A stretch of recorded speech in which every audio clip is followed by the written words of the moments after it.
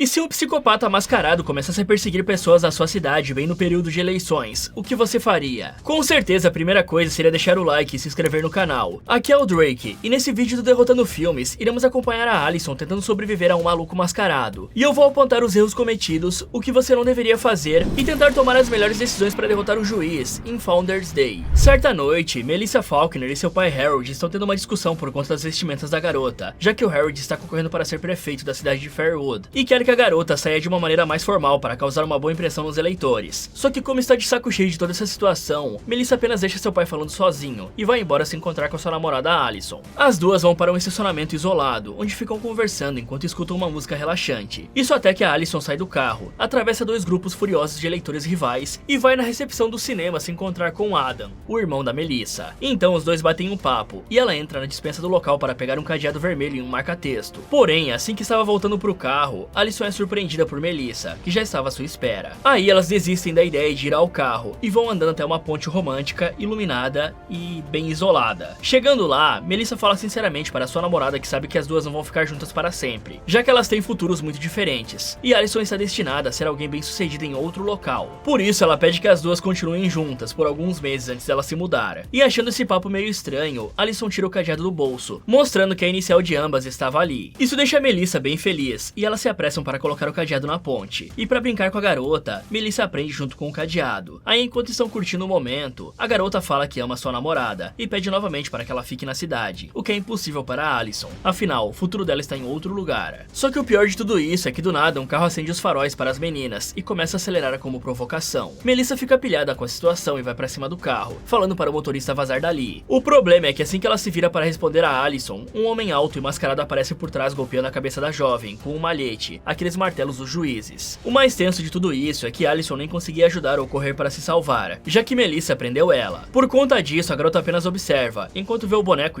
a sua namorada sendo jogada da ponte. E aí finalmente ela consegue se soltar e fugir do mascarado. Rapidamente, a menina volta para o local onde os fanáticos por política estavam gritando uns com os outros, e começa a chorar dizendo que finalizaram a Melissa. Porém, como estavam com a cabeça quente, as pessoas apenas continuam discutindo em sua volta, pensando que isso poderia ser a armação dos rivais. Ok, antes de tudo, vamos dizer que passar entre dois grupos de eleitores fanáticos em período de eleição não é uma boa ideia. Afinal, é bem comum que esse tipo de situação escale bem rápido para uma briga física. E estar no meio dessa confusão seria a última coisa que qualquer um em sua consciência iria querer, pois não apenas havia a chance de Allison ser atingida por algum objeto lançado contra os rivais, como ela também poderia ser pisoteada até ir de base, o que com certeza não é um bom destino. Então ela deveria ter passado por trás dos eleitores, assim como fez na hora de voltar para o carro. E falando em carros, é muito estranho que nenhuma das duas tenha percebido aquele carro parado do outro lado da ponte. Afinal, pelo menos um reflexo ele iria fazer, levando em conta o quão iluminada é a estrutura, ou daria para escutar o som do motor quando o carro chegasse. Aliás, outra coisa bizarra é toda a sequência que levou até a morte de Melissa, pois apesar de ser cabeça quente, ninguém que não esteja a fim de morrer irá confrontar uma pessoa misteriosa, e provavelmente mal intencionada que esteja espiando as duas desde o começo. Mas mais estranho ainda é que o mascarado parecia saber que iria aparecer no YouTube, pois ao invés de mostrar Melissa sendo finalizada, ele a levou para a escuridão para fazer isso, e depois apenas jogou ela da ponte com muita facilidade, o que também é suspeito, levando em conta que a jovem tinha por volta de 1,70 e parecia ter apenas 1,50 nos braços do cara, ou talvez até menos. Agora falando da Allison, não tem explicação para uma pessoa ficar presa pelo próprio cadeado e pela alça da calça jeans. Era só a mulher dar um puxão na calça que aquilo rasgaria. E nesse momento, não importa se a calça toda iria rasgar ou não, já que ela poderia ser a próxima vítima a ser pega pelo mascarado. E eu nem vou comentar que foi ela própria que pegou esse cadeado no cinema e ela tinha a chave. E eu sei que tem a parte do desespero, mas o desespero para se soltar e não ir de base seria bem maior, né?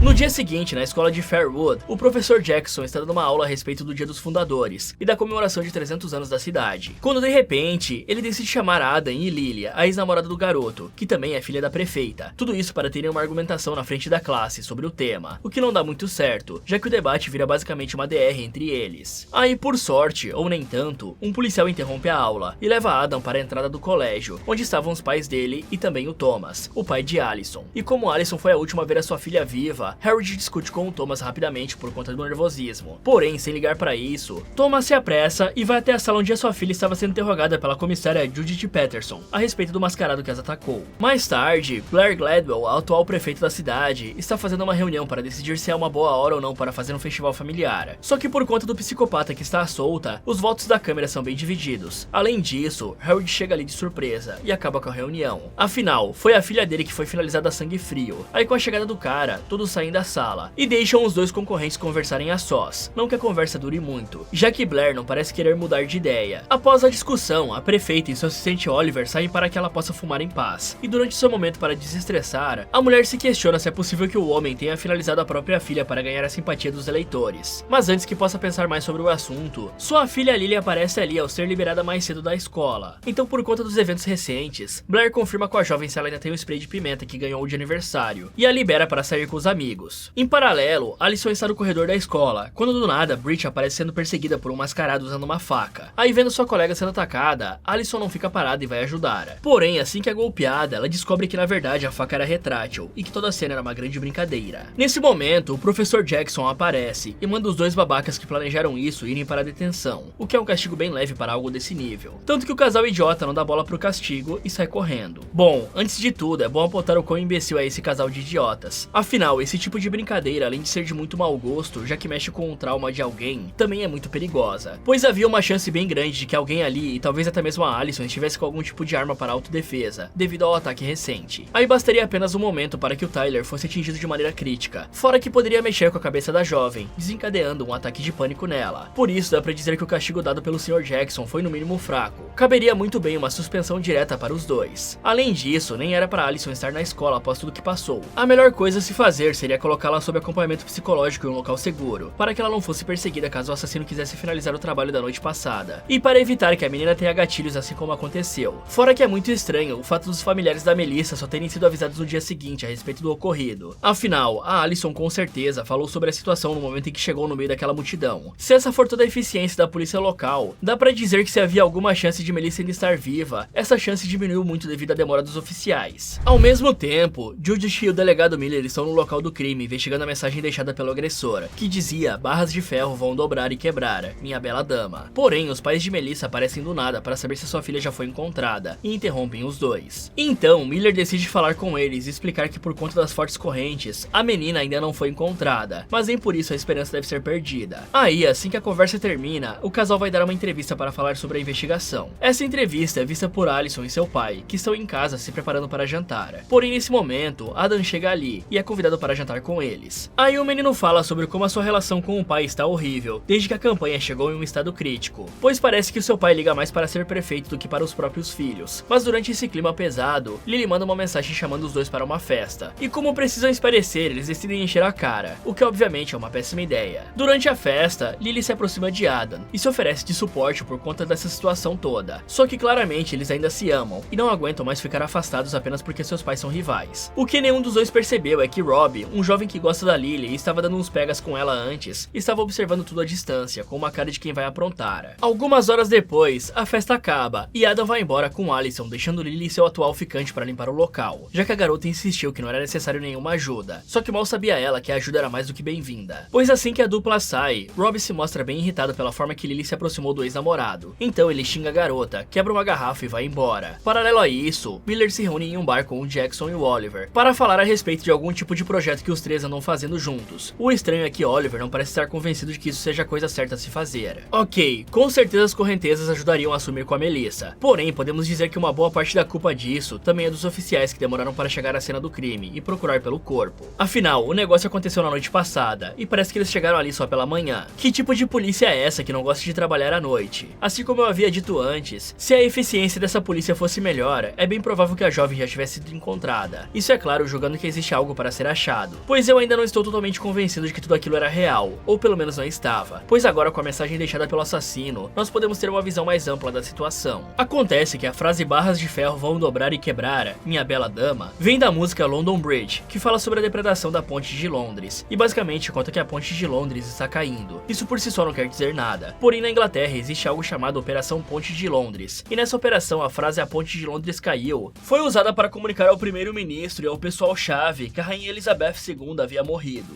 e que eles precisavam colocar o plano em ação. O plano incluía o anúncio da sua morte, o período de luto oficial e os detalhes de seu funeral de estado. Esse plano foi criado na década de 1960 e revisado muitas vezes até que fosse colocado em ação em 2022. Porém é claro que Fairwood não tem uma rainha, e muito menos uma que morreu, certo? E bom, é por isso que a música London Bridge fala que a ponte ainda está caindo, a rainha ainda está morrendo, mas aqui isso parece ter um significado mais profundo, pois o que estava morrendo é o poder da cidade, sendo Melissa a filha de um candidato a maneira a vítima, o que pode muito significar que o juiz planeja finalizar aqueles que querem se tornar prefeitos, e até mesmo a própria prefeita, mostrando que nem as suas famílias serão poupadas. Uma pena que a polícia não tenha entendido a mensagem para conseguir proteger os possíveis próximos alvos do juiz. Aliás, a escolha de vestimentas do mascarado mostra que ele é provavelmente um morador insatisfeito, que decidiu agir como juiz, júri e executor contra aqueles que estão no poder. Se os oficiais entendessem isso, seria bem mais simples saber quem deveria ser protegido, o que com certeza iria evitar que Harold, Blair e seus familiares andassem por aí sem proteção como eles têm feito. Muito menos ficando sozinho até tarde em um cinema vazio. E por falar em cinema vazio, como é que os jovens decidem fazer uma festa após uma amiga deles ter sido finalizada? Isso não faz o menor sentido. Primeiro que se esses pais fossem responsáveis, eles não deveriam de modo algum deixar os filhos saírem após o que aconteceu na noite passada. E outra coisa que não faz sentido é que esse cinema parece ser gerenciado apenas por adolescentes, não tem sequer um adulto no lugar. Se bem que os adultos dessa cidade não me parecem competentes também, já que não tinha ninguém fazendo análise forense da cena do crime, e só estavam mexendo naquela faixa pendurada. Deveria ter profissionais analisando as manchas de sangue deixadas pelos golpes do juiz, e também das marcas de sapato e dos pneus do carro. Além disso, é comum que a vítima revide e acabe machucando a agressora. Então, poderia ter traços de sangue do próprio mascarado ali, e tudo isso poderia ajudar a encontrar o suspeito. Sem contar que nenhum dos policiais procurou por testemunhas ou imagens em câmeras de segurança para tentar identificar qual era o carro que seguiu as garotas até a ponte. Pois como eu acabei de falar, o criminoso parece ter um motivo para fazer isso, e não é apenas uma onda de finalizações aleatórias. O objetivo dele é prejudicar as eleições, ou até mesmo que não ocorra uma eleição na cidade. Nesse momento, Rob chega no bar e começa a causar uma confusão para conseguir beber, já que ele estava sendo impedido por ser menor de idade. Vendo essa situação, Miller se aproxima e manda o garoto ir embora, e Rob até tenta acertar a cara do oficial, mas ele falha de uma maneira humilhante e depois é expulso. Após limpar o cinema, Lily vai para a cozinha responder a mensagem de Adam e se arruma para ir embora, só que ela acaba escutando um barulho e decide investigar com seu spray de pimenta em mãos. Tudo vai bem até que do nada um cara aparece e recebe um grande jato de pimenta em seus olhos, antes de derrubar o borrifador dela. Mas nada grave acontece ainda, pois eram apenas Tyler e Britt, que estavam tentando gravar vídeos assustando os outros. O problema real acontece após os idiotas irem embora, pois a bateria do celular da Lily acaba, e do nada um filme começa a passar na tela da sala para distrair a jovem. Então o juiz se aproxima da menina, joga spray de pimenta nos seus olhos e quebra seu joelho com uma martelada. Depois ele joga os cacos de vidro no chão e finaliza a pobre coitada com uma faca escondida no martelo. Já na casa de Allison, Adam revela que na verdade o motivo para terminar com a Lily não foi por conta da rivalidade dos seus pais. A real é que uma noite Melissa acabou vendo a garota traindo seu irmão com o Rob, sendo essa a razão do término, só que por algum motivo o Adam não quer que a Lily saiba disso. Assim que o garoto cai no sono, Thomas aparece ali para ver se estava tudo bem com os jovens e falar o quanto admirava a força da sua filha, mas a conversa é interrompida quando um barulho estranho vem de fora. Aí Thomas manda sua filha ficar ali e desce para checar os cômodos da casa. Então ele escuta algo do lado de fora, pega uma espátula de pau e vai lá ver, apenas para descobrir que eram alguns idiotas de carro fazendo bagunça. No dia seguinte, Allison acorda ouvindo gritos de fora e vê que Harold estava ali para pegar Adam, já que ele estava preocupado com o menino, fora que ele também briga com o Thomas pelo fato do cara não ter avisado que seu filho estava ali. Aí quando os dois vão embora, Jackson aparece ali e ajuda Thomas a recolher os pedaços da caixa de correios que os delinquentes destruíram na noite passada. E bom, eu não sei se esse cara dormiu, desmaiou ou faleceu, eu nunca vi alguém dormir tão rápido assim e ter o sono tão pesado, já que o Thomas entrou logo em seguida para conversar com a filha, mas vamos deixar isso para depois. Agora vamos falar desse casal de idiotas, parece que eles realmente não cansam de fazer besteiras. A sorte do Tyler novamente é que a Lily tinha apenas um spray de pimenta em mãos, pois o estrago teria sido bem pior se ela estivesse segurando algum objeto cortante, ou uma arma de fogo. E eu digo arma de fogo porque a mãe dela poderia ser super protetora e dar uma arma para a filha se cuidar após o que aconteceu com a filha do seu concorrente. Porém, o erro da Lily aqui foi não ter recuperado o spray de pimenta no momento que caiu no chão, fora que ela também poderia ter ido embora junto com os babacas. Afinal, mesmo que ela não soubesse que estava na mira do juiz, ainda seria bem perigoso ficar nesse local escuro sozinha. Me impressiona a falta de cuidado que Blair tem com a sua filha, pois a mulher é a prefeita da cidade, e ainda deixa sua filha andar por aí sem proteção profissional, algo que é completamente errado, visto que mesmo que o assassino não existisse, ainda poderiam ter eleitores fanáticos que tentariam machucar a sua filha, e essa pequena possibilidade já seria o bastante para eu contratar uns seguranças para o meu filho. Se a jovem estivesse sendo protegida dessa forma, não importa quantos juízes aparecessem, ela ainda estaria segura. E digamos que sair para trabalhar ou festejar à noite, sabendo que tem um mascarado finalizando pessoas à solta por aí, é extremamente estúpido. Fora que é muito estranho a forma como os policiais simplesmente ignoraram a mensagem deixada pelo criminoso, como se fosse uma simples frase. Muitos serial killers famosos tinham a sua marca, e o fato desse cara fazer algo parecido podia ser um indício claro de que as mortes tinham apenas começado. E nem seria difícil entender a mensagem que o juiz queria passar. E o fato da filha da prefeita ter sido a vítima só reforça ainda mais a minha teoria. Agora, falando da invasão à casa do Thomas, quem é que pega uma espátula de madeira para se defender vejo o potencial invasor. Você vai fazer o que com isso, cara? Fazer uma sopa pra ele? Eu nem preciso dizer que nesse tipo de situação você deve ir checar com uma arma de verdade, e sem ficar falando pra todo mundo que está indo checar, muito menos dizendo que tem um cachorro. Tava na cara que ele não tinha um cachorro, não tinha nenhum latido na casa. Esse cara, além de não saber pra que uma espátula serve, também não sabe como um cachorro funciona, pois se alguém tivesse entrado na casa, ou o cachorro estaria escondido, ou ele estaria grudado na perna do meliante. Se for para blefar, pelo menos blefe direito, dizendo que está com uma pistola e a polícia está a caminho. Pelo menos dessa forma, tem a mínima chance de afastar o criminoso. Em seguida, na detenção, Jackson recolhe os celulares de Britt e Tyler, mandando eles escreverem um texto de 2.000 palavras, contando sobre tudo que aprenderam na escola, e aí ele sai da sala. Então, os dois idiotas acham uma boa ideia relaxar em cima da mesa do professor. O problema é que eles são interrompidos quando o juiz aparece ali e finaliza o Tyler brutalmente, dando a chance para Britt correr até o ginásio. Porém, a saída estava trancada e ela decide se esconder nas escadarias da quadra, algo que não dá muito certo, já que ela é pega de surpresa e finalizada rapidamente. Paralelo a isso, Blair está na praça da cidade fazendo um discurso para os cidadãos sobre como eles precisam se manter fortes em tempos difíceis. Mas ao mesmo tempo, Rob chega para trabalhar no cinema e encontra o corpo de Lily jogado na lixeira com uma mensagem escrita em sangue. Aí ele se desespera e vai rapidamente para a praça contar a Miller o que encontrou. Por conta dessa descoberta, o discurso é interrompido e Blair vai correndo identificar a vítima, ficando totalmente desesperada ao confirmar que era sua filha. E por ter sido o último a ver a garota com vida, Miller avisa que o jovem precisa ir à delegacia responder algumas perguntas. Porém, apesar de dizer que não foi o culpado, o jovem sai correndo do local, enquanto é perseguido pelo delegado. Mas sem saber de nada disso, Allison está no seu armário na escola recolhendo uma foto dela com Melissa. De repente, ela escuta um barulho de quadro sendo arranhado e decide ir checar. O problema é que ao chegar lá, ela vê Adam na cena do crime vestido como juiz, escrevendo uma mensagem no quadro. Assim que nota Allison, Adam pega sua arma e sai correndo atrás da jovem dizendo que pode explicar, mas digamos que ela não cai nessa e sai correndo também. Por sorte, ela chega ao lado de fora e corre em direção ao seu pai, que pega a estaca da caixa de correios empalando Adam. Aí, pouco antes de morrer, o menino diz que não era para isso ter acontecido. Nesse momento, Jackson chega ali ao escutar a comoção e liga para a polícia. Então, todas as unidades são enviadas para a escola, o que confunde os Faulkners, fazendo eles irem checar a situação. E ao descobrir o que aconteceu, Harold parte para cima de Thomas. Porém, ele para assim que percebe que o homem estava apenas protegendo a sua filha. Ok, esses dois não conhecem a regra clara de que não se deve relaxar quando tem um assassino à solta por aí. E é claro que eles iam de base por isso. O Tyler não tinha muitas chances de escapar, já que ele foi pego de calças arriadas. Agora a Britt poderia ter escolhido uma rota melhor para escapar. Em vez de ir para a quadra da escola, existia uma grande chance do lugar estar fechado por ser sábado e não ter muitos alunos na escola. Então ela deveria ter corrido para o lugar mais óbvio, que era a porta de entrada do lugar. Com certeza ela encontraria outros alunos no caminho, como a própria Allison, ou até mesmo o professor que colocou os dois de castigo. Mas aqui entra uma parte interessante, pois Adam claramente é um dos assassinos. E sim, galera, com certeza tem mais de um mascarado por aí, porque na noite passada, durante a finalização da Lily, ele tinha um álibi. Afinal, o cara capotou na casa da Allison. Por isso, é possível afirmar que na realidade existem 2 ou mais assassinos por aí. Sendo assim, eu volto a falar do ataque que Melissa sofreu. Eu já suspeitava que algo estava estranho, só que vendo que Adam era o assassino e que ele era muito próximo da Melissa, nós podemos dizer que seria muito difícil que o jovem finalizasse a própria irmã. Sendo assim, podemos supor que Melissa ainda está viva, pois nenhum corpo foi encontrado, e aquele mascarado do começo jogou ela facilmente da ponte, sem contar a diferença do tamanho que deu pra notar. Então existe uma grande chance dela provavelmente ser a segunda assassina. Fora que existe uma pequena pista aqui, pois se reparar na foto que Allison foi buscar na escola, é possível ver que o M escrito por Melissa tem a mesma caligrafia usada no cartaz que o juiz deixou na ponte. Isso ainda faz mais sentido quando vemos que a morte da Lily foi muito brutal, quase como se fosse algo pessoal. E nada seria mais pessoal do que a namorada do seu irmão quebrando o coração dele, certo? Mas vamos parar com as teorias por aqui e falar de alguns erros cometidos. O mais bizarro é que o pior erro aqui foi justamente de Adam. Afinal, por qual motivo esse idiota tirou a máscara para escrever a mensagem no quadro sem trancar a porta da sala? Ele poderia ter feito isso com a chave ou com uma cadeira, pois ele estava fazendo isso em plena luz do dia. O professor poderia entrar ali a qualquer momento, ou até mesmo outro aluno, que foi exatamente o que aconteceu. Por sorte, a Allison sabia correr e foi até o maluco da espátula. E vendo o que esse cara fez com o Adam, eu tô repensando se foi certo falar que ele não faria nada com aquela espátula de madeira. O cara foi totalmente brutal com o garoto. Ele poderia ter usado aquela tora como um porrete e batido na cabeça do jovem, mas ele preferiu garantir a kill mesmo, pois ele até tirou o objeto da perfuração, já que fazer isso garantiria que o rapaz ia vazar até ir de base, pois quando você retira um objeto do corpo dessa maneira, basicamente você acaba permitindo que o sangramento aconteça. Se o cara tivesse apenas nocauteado o Adam, ou deixasse aquela madeira no lugar, ele poderia sobreviver e ser interrogado. Dessa forma, a polícia teria mais pistas sobre quantas pessoas estão envolvidas. Em seguida, Judith leva Thomas e Allison para um interrogatório a respeito da situação, pois como eles eram um álibi de Adam para a noite em que Lily foi finalizada, fica claro que existe outro maluco por aí, e como Thomas não tem um álibi, ele acaba se tornando um dos suspeitos. Isso acaba irritando o cara, cara e ele sai da sala com a sua filha. Porém, antes de entrarem no carro, Judith aparece atrás deles fazendo algumas perguntas publicamente, o que obviamente pioraria a situação de Thomas. Então o homem dá a chave do carro para sua filha e manda ela entrar, dizendo que já voltará. Mas assim que a garota se senta, Robbie entra com tudo gritando que não finalizou Lily, sendo que estava ali justamente para ver se ela sabia de algo, mostrando que ambos queriam descobrir mais sobre os crimes. Ao mesmo tempo, Thomas sai do seu interrogatório e é chamado pelo Miller, que tenta tranquilizá-lo, dizendo ter certeza que o cara não é o culpado. Porém, de repente, a caminhonete acelera indo embora do local. Aí, sem saber o que aconteceu com Allison, Thomas entra na viatura do oficial e os dois vão atrás da garota. Paralelo a isso, dezenas de pessoas se juntam à Câmara da cidade para discutir o que deveriam fazer a respeito das finalizações. Afinal, ninguém acredita que já tenha acabado. Só que durante a discussão dos moradores, Blair entra bêbada no salão e começa a fazer um discurso enquanto chora, dizendo que alguém está tentando acabar com a segurança de Fairwood para trazer uma mudança forçada, e que por isso todos ali deveriam se unir para capturar o mascarado restante e proteger os jovens. Até aí tudo ia bem, porém do nada ela fala que para liderar esse movimento precisaria de um líder forte, e que por isso deveriam votar nela para sua reeleição. Fora que ela também começa a agir de uma maneira histérica. Aí vendo isso, os moradores percebem que a mulher estava fora de si e mostram que planejavam tirá-la do cargo. E sem saber o que fazer, Blair volta para o seu escritório para beber, mas ao chegar lá ela percebe que Harold já estava esperando por ela. Os dois mostram que se odeiam bastante e começam a se acusar culpando um ao outro pela morte dos seus filhos, o que rapidamente escala para uma briga, onde ambos puxam canetas para se proteger. Uma pena que nenhum dos dois idiotas tenha verificado o cômodo antes de fechar a porta, pois nesse momento o juiz aparece das sombras e golpeia o Harold com seu martelo-faca antes de se focar na prefeita. Ela até tenta resistir, porém acaba levando uma canetada no pescoço e é finalizada pela própria placa de campanha. Tendo feito isso, o juiz parte para Harold, que até consegue resistir um pouco ao usar a arma do cara contra ele mesmo, mas acaba baixando a guarda no momento em que vê o mascarado fazendo seu sinal de campanha, o que dá a chance para o juiz recuperar a sua arma, golpear a vítima e acabar com ela com um abridor de cartas. Nesse momento, a comissária Judith abre a porta e vê a cena, só que antes que ela possa pedir por ajuda, já que não tinha uma arma, o assassino parte para acabar com a sua vida. Bom, são tantos idiotas em um lugar que eu nem sei por onde começar. Primeiro, eu quero deixar claro o quão idiota é o fato de Harold e Blair terem sido finalizados pelo juiz, pois mesmo levando em conta que Harold foi acertado de surpresa, ele ainda poderia se levantar e golpear o mascarado por trás, enquanto ele atacava a Blair. Qual é, né, pessoal? É caso de vida ou morte aqui. Mesmo que doesse muito, ainda seria bem melhor aguentar essa dor, atacar o criminoso por trás e salvar a Blair para que ambos se unissem contra o juiz. Um belo chute nos Países Baixos já daria conta do recado. Aí, levando em conta que a arma do assassino estava com Harold, seria praticamente impossível para o criminoso vencer essa briga. Talvez ele conseguisse fugir, porém, pelo menos os dois candidatos ainda estariam vivos. Além disso, o principal erro cometido aqui foi o Harold baixar a sua guarda no momento em que o assassino fez o sinal da sua campanha. Quão estúpido você tem que ser para acreditar que um cara que está te atacando te apoia? Não ia ser um sinalzinho que ia mostrar a sua boa vontade e deixá-lo viver, né? Agora vamos dizer que eu estou certo, e o criminoso restante é a Melissa. Nesse caso dá pra dizer que mesmo machucado, a vantagem da situação ainda era do candidato, visto que ele estava com a arma na mão e tinha vantagem em força física. Ou pelo menos deveria ter, né? Levando isso em consideração, o cara deveria ter mantido a cabeça no lugar, rodeado a sala e ido embora. Nesse caso, o assassino teria apenas a opção de atacar frontalmente, o que poderia ser ruim para ele, ou deixar o Harold ir embora. Mas independente do que acontecesse, apenas o fato de ganhar tempo aqui já poderia salvar a sua vida. Era só ele aguentar até o momento em que a comissária chegou, já que mesmo que ela não tenha uma arma, ainda seriam 2 contra 1,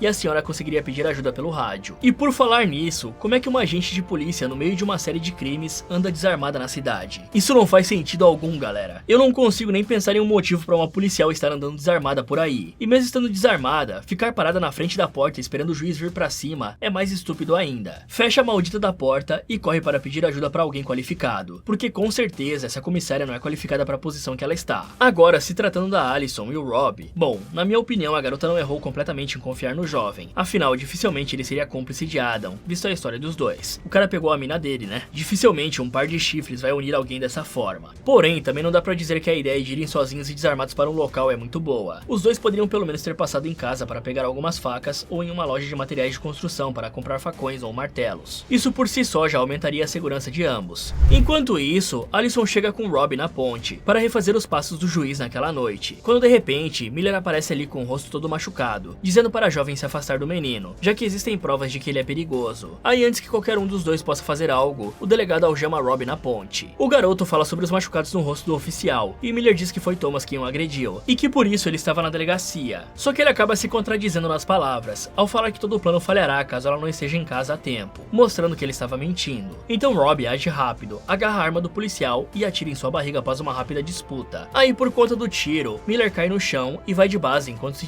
desculpa com os jovens. Então a Allison fica desesperada com essa situação e decide não soltar o Rob, já que não confia nele. E aí ela pega a viatura, volta rapidamente para casa e vê que havia uma mensagem em sua porta. Mas mesmo assustada, a garota decide entrar para checar a situação de seu pai. Aí, como a energia havia sido cortada, Allison pega uma lanterna e uma tesoura para se defender. Assim que liga a lanterna, ela vê algumas mensagens em rosas no chão. Aí ela segue as decorações do assassino até chegar ao segundo andar, onde vê uma mensagem dizendo para ela olhar embaixo da cama. Só que ao fazer isso, ela dá de cara com o juiz e o golpeia com a tesoura. Porém, o mascarado apenas grita de dor ao invés de revidar, o que deixa a garota bem confusa. Por isso ela retira a máscara e descobre que aquele era seu pai. Porém, antes que consiga pensar sobre isso, o verdadeiro assassino apaga ela com um golpe na cabeça. Algum tempo depois, a garota acorda escutando uma música e vê o mascarado na sua frente. Aí, percebendo que Allison acordou, o juiz retira a máscara, revelando ser Melissa. Acontece que tudo estava planejado desde o início, e o ataque na ponte tinha sido apenas uma encenação, onde Adam bateu apenas no ar e trocou Melissa por um boneco ao levá-la para trás da escuridão. E quem diria que era um boneco, né? Sendo que o boneco é que foi jogado da ponte. E percebendo que Allison não conseguia entender o motivo de tudo isso, Melissa explica que fez tudo isso para limpar a cidade de pessoas que não prestavam, como por exemplo seu pai, que havia apenas como um fardo para a campanha, os dois idiotas que viviam fazendo besteira e Lily que traiu seu pobre irmão e por aí vai. Mas como Allison e Thomas estragaram tudo ao finalizarem o Adam, Melissa iria acabar com eles e dizer que foi legítima defesa, colocando os dois como verdadeiros criminosos. Aí, percebendo que as coisas estavam feias, Allison faz uma tentativa desesperada de enganar a sua ex, porém não dá em nada. Só que para piorar a situação, é revelado que os dois irmãos não trabalhavam sozinhos, pois nesse momento o Sr. Jackson chega ali e chama Melissa para conversar a sós. O homem parece estar chateado por Melissa ter envolvido pessoas que não deveria, só que a jovem não está nem aí para isso e entrega a arma para ele, dizendo que o cara irá morrer se não finalizar a Allison. Ok, eu acho que qualquer um vira policial nessa cidade. É só aparecer na delegacia, pedir pelo distintivo, algemas e uma arma, porque perder a arma para um cara algemado é no mínimo estúpido. Agora, sobre a Allison, podemos dizer que ela é muito boa em tomar péssimas decisões, pois o próprio Miller falou que o plano falharia se ela não fosse para casa, basicamente confessando que havia alguém esperando lá pronto para capturá-la. E como já sabia disso, ao invés de ir diretamente para a Toca do Leão, a decisão correta seria liberar Rob, pois estava bem claro que ele não tem nada a ver com tudo isso. Depois disso, eles deveriam usar o rádio do delegado para avisar os outros oficiais a respeito de tudo o que aconteceu e sobre como um crime em andamento está ocorrendo na sua casa. Fora isso, ela poderia muito bem pedir para Rob falar com a polícia como testemunha, para que não houvesse objeções. Aí, caso ela ainda quisesse ir para casa checar como estava o seu pai, Allison tinha que pegar a arma do policial e, se possível, o taser também. Assim, ela e Rob conseguiriam ter uma forma de lidar com o mascarado e quem mais estivesse envolvido nisso, o que tornaria toda essa jornada muito mais fácil, principalmente porque um poderia cobrir a retaguarda do outro, evitando a possibilidade de serem pegos desprevenidos. Fora que ela teve a oportunidade de verificar as mensagens ou chamadas telefônicas de Miller, para descobrir quem eram os cúmplices dele nesse plano. O triste é que se essa garota estivesse armada, com certeza ela atiraria no próprio pai na hora que ele estava embaixo da cama. Mas fazer o que? Eu não tenho cura pra burrice. Além disso, ao invés de entrar na casa toda escura, Allison poderia muito bem ter ido até o painel de fusíveis e religado a energia, pois vale muito mais a pena entrar na casa iluminada do que com uma lanterna denunciando a sua posição. Tudo bem que ela pegou uma tesoura para se defender, mas com certeza aquela pistola automática do oficial Miller seria muito mais útil para lidar com um psicopata assassino. Mas sem dúvidas a pior escolha de Allison foi seguir tudo que foi mandado pelas mensagens. Afinal, no momento em que se abaixou, perdendo a visão periférica da sala e a possibilidade de se defender de um possível ataque, foi quando ela praticamente cavou a própria cova. O que a Melissa não esperava era que no último minuto, Jackson iria golpear a sua barriga e levantar a cama para Allison fugir. Ela aproveita a chance e sai correndo para pedir ajuda, mas como estava amarrada, ela é alcançada facilmente pela Melissa. A sorte dela é que a arma havia caído no chão, isso dá a chance para ela bater em Melissa e nocauteá-la. A vilã até tenta dar uma gritada final, mas acaba sendo finalizada. Nesse momento, Jackson aparece falando no celular, chamando a polícia para casa. Aí assim que termina a ligação, ele vai até a Allison e solta suas algemas. Além disso, ele explica que era a cabeça por trás de tudo esse tempo todo, usando os desejos egoístas dos irmãos, do Oliver e do Miller para conseguir o que ele queria, que era nada mais nada menos do que eliminar os concorrentes a prefeito e ser nomeado ao cargo devido à linha de sucessão, pois o membro mais velho do conselho será eleito caso não hajam candidatos. Além disso, ele fala que devido à sua idade, não existe nada mais que ele queira de verdade, além de ser prefeito e melhorar a cidade. Sendo assim, cabe a Allison decidir se vai contar a verdade para a polícia que estava chegando ou mentir para permitir que ele fique livre para ser eleito. E aparentemente, Allison decidiu acreditar em Jackson, pois um ano depois, o senhor está desfilando pelas ruas da cidade, sendo amado por todos os moradores. Já o Rob virou um herói por salvar a garota do delegado, e apesar de também estar indo muito bem, lançando a própria carreira política, Allison ainda se sente pressionada pelo segredo que está escondendo. Ok, eu nem preciso falar que não fazer nada em uma situação dessa te torna cúmplice de tudo que aconteceu, né? É meio difícil acreditar que tanto a Allison quanto o pai dela mentiriam para o professor maluco conseguir exatamente o que ele queria. faria? Sim, eu não acredito que o cara tomou aquela espetada da filha dele e simplesmente desmaiou embaixo da cama e não escutou nada do que aconteceu depois. E não é possível que com um plano tão furado, ninguém tenha encontrado provas de que existia uma conspiração por trás de todas essas mortes, pois deveriam ter mensagens de texto, conversa entre os envolvidos em lugares públicos como o bar, por exemplo, já que aparentemente apenas 3 pessoas foram culpadas por tudo que aconteceu, os 2 irmãos e o delegado burrão. Afinal, o que os 2 irmãos e o delegado ganhariam com tudo isso? Finalizando os 2 candidatos a prefeitos, mesmo que um fosse o pai dos 2. Não faria nenhum sentido eles atacarem a prefeita. E depois de tudo isso feito, os únicos que se beneficiaram foram a Allison e o Jackson.